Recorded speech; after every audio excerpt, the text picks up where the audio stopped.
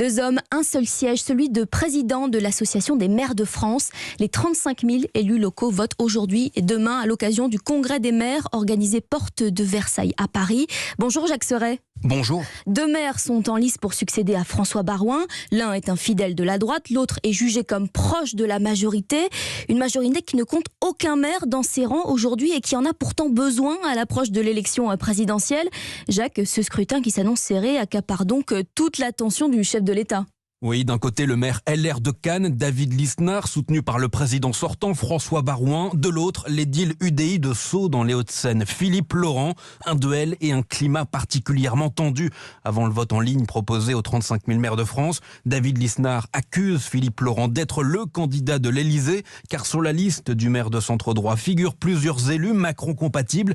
Il faut dire que le palais suit de très près ce qui se joue dans cette bataille. Depuis le début de son quinquennat, le chef de l'État a connu des relations pour le moins compliqué avec les élus locaux, en cause notamment l'hypercentralisation de l'exercice du pouvoir. Lors de la crise des Gilets jaunes, Emmanuel Macron avait donc sollicité la contribution des maires au grand débat.